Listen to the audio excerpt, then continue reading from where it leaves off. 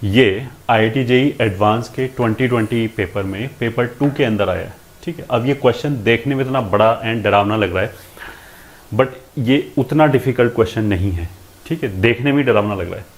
तो we will explain each and everything कि what exactly this question is all about, और इसमें basically concept कौन सा लग रहा है, क्या चीज़ हमें ऑब्जर्व करनी चाहिए।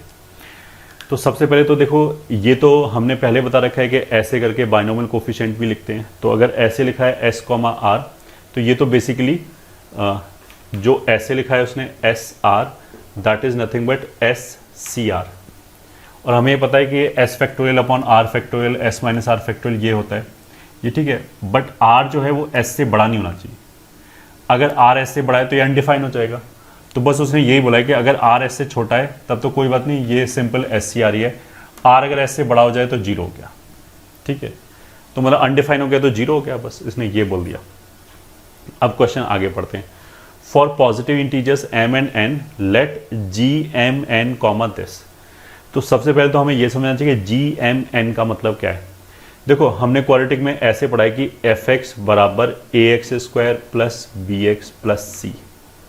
ठीक है, ax² plus bx plus c क्या है, सम एक्सप्रेशन ऑफ x। इसको हम ऐसे बोल सकते हैं कि लेट दिस इज fx। ठीक है, हम ऐसे बोल सकते हैं कि ये इसको हमने fx से डिनोट कर दिया।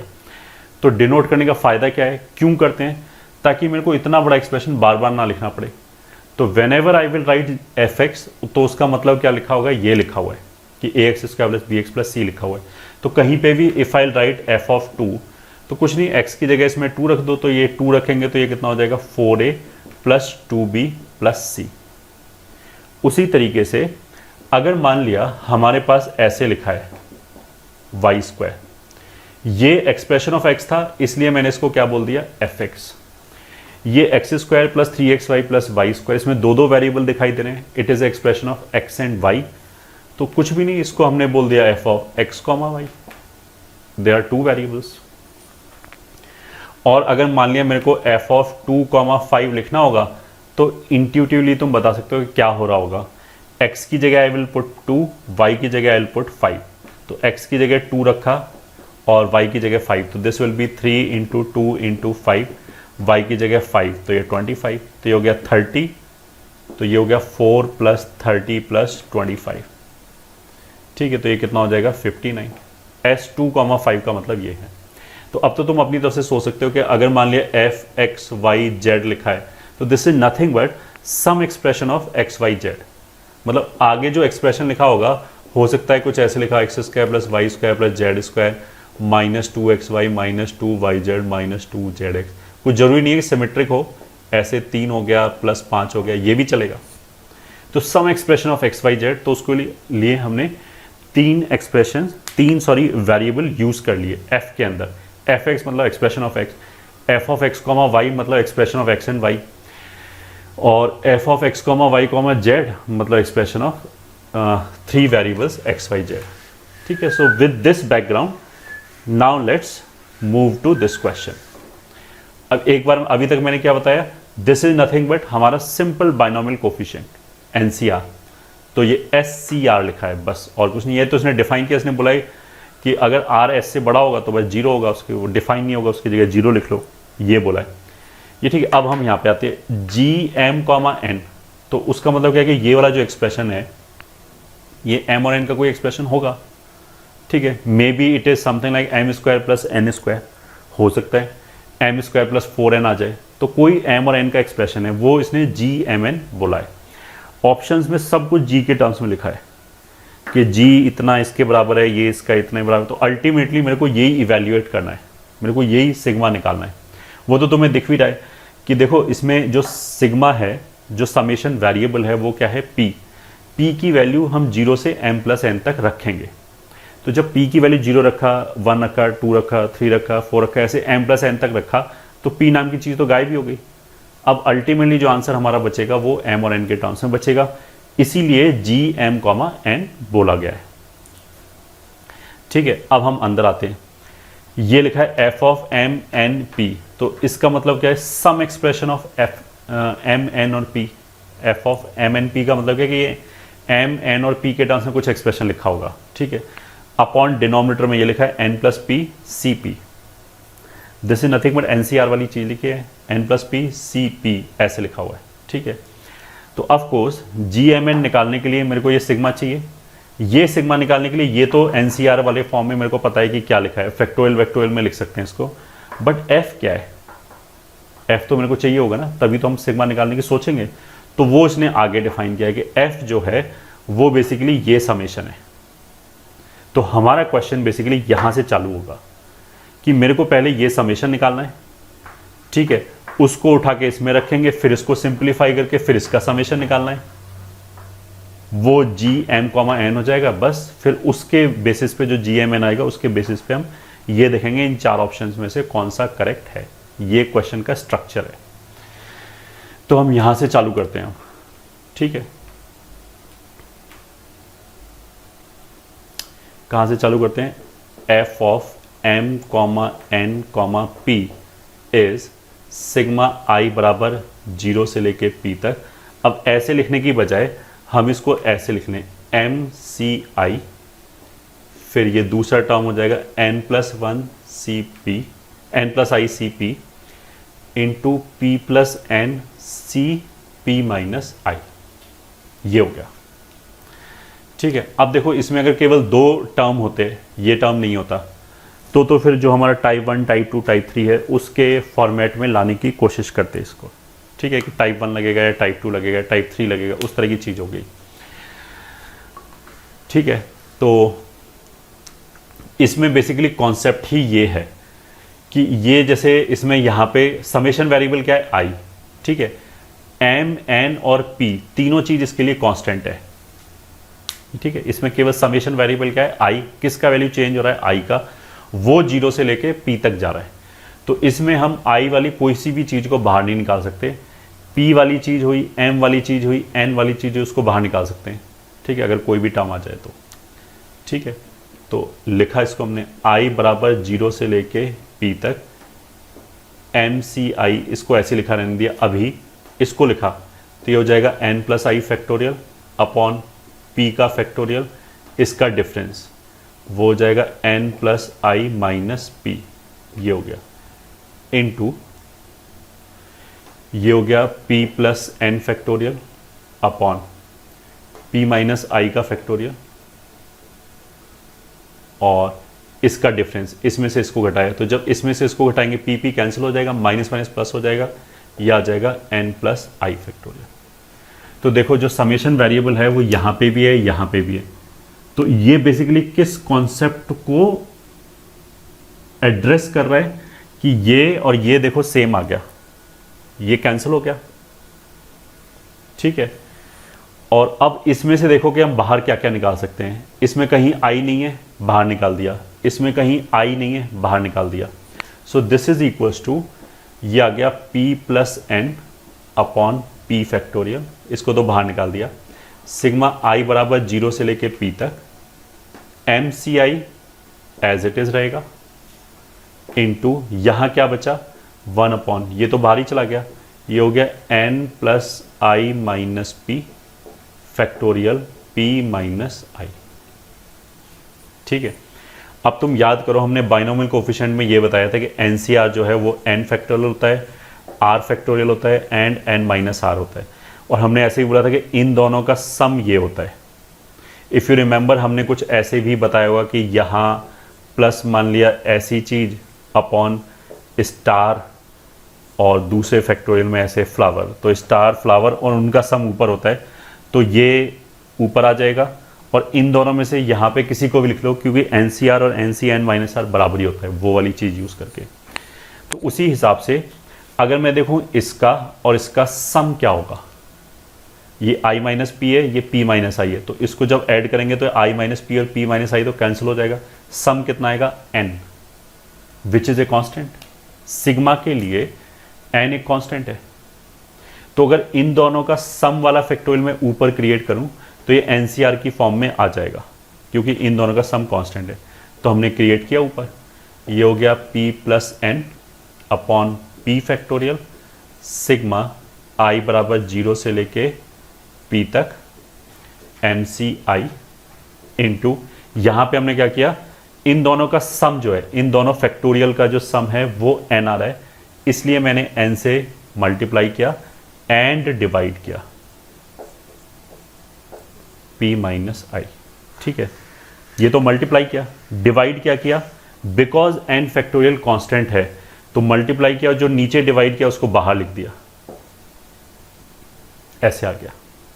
अब ऐसे लिखने से यू विल सी कि बहुत कुछ सिंप्लीफाइड फॉर्म में आ गया। इन दोनों का सम ये, p और n का सम ये, तो ये तो हमारे लिए हो जाएगा p प्लस एन सी, कुछ भी लिख लो, भले ही p लिख लो भले ही n लिख लो, दोनों एक ही बात है ये। ठीक है, सिग्मा i बराबर 0 से लेके p तक, ये हो गया एम सी आई, और ये क्या हो जाएगा, ये हो जाएगा एन सी, ऊपर वाला तो ऊपर जाएगा, इन दोनों में से कुछ भी लिख लो, तो ये थोड़ा छोटा है, ये लिख लिया, ये आ गया।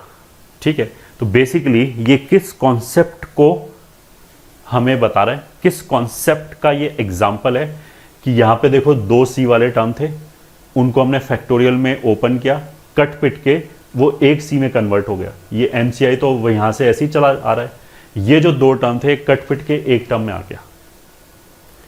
ठीक है, अब एक टर्म में आने से वापस ध्यान रखो कि वेरिएबल कौन है, कांस्टेंट कौन है।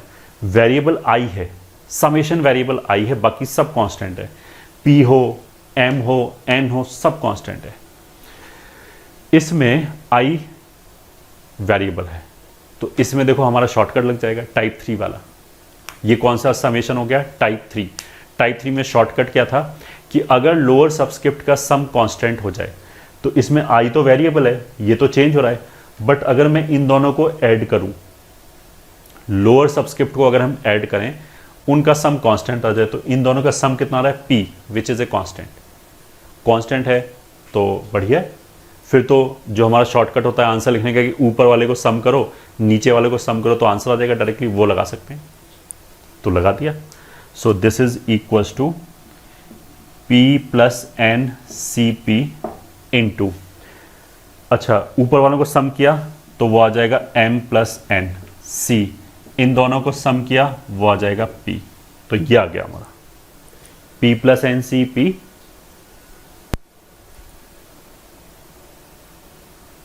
Into m plus N C p, ये आ गया। तो ये जो एक्सप्रेशन है वो m, n और p में दिखाई दे रहा है, इसीलिए इसको हमने बोला था f of m n p, क्योंकि m n p का सम एक्सप्रेशन। अच्छा, हम एक छोटा सा चीज और वेरीफाई करते हैं ऐसे सम लिखने से पहले कि ये लोअर सबस्क्रिप्ट का सम कांस्टेंट है, वेल एंड गुड। हम एक चीज ये भी वेरीफाई करते हैं कि कोई टर्म मिसिंग तो नहीं है। तो जब हमने i बराबर 0 रखा तो इससे 0 से पहले तो कोई टर्म आ ही नहीं सकता, तो शुरू वाले केस में तो कोई मिसिंग नहीं है। और जब हम p रखेंगे तो ये 0 हो जाएगा, ये घट रहा है तो इसके आगे कोई टर्म नहीं आ सकता, क्योंकि 0 के आगे नहीं जा सकते। तो उसका मतलब कि परफेक्ट है, पूरा एक्सपेंशन है, जितने भी टर्म आ सकते थे सारे टर्म है, कोई टर्म मिसिंग नहीं है, तो इसलिए पूरा आंसर ऐसे ही रहेगा, मेरे को कुछ एडजस्ट करने की जरूरत नहीं है। तो जो भी अभी तक हमने मेहनत किया पूरा, उससे हमारा एफ एम एन पी का डेफिनेशन आ गया, और वो डेफिनेशन इज दिस। ठीक है, तो you can note it down, then I will rub it off.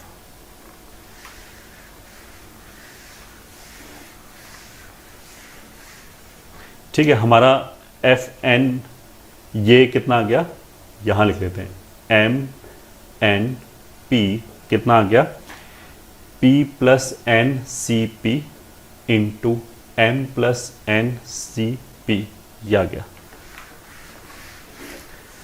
ठीक है, अब हम आ गए अपने एम के ऊपर।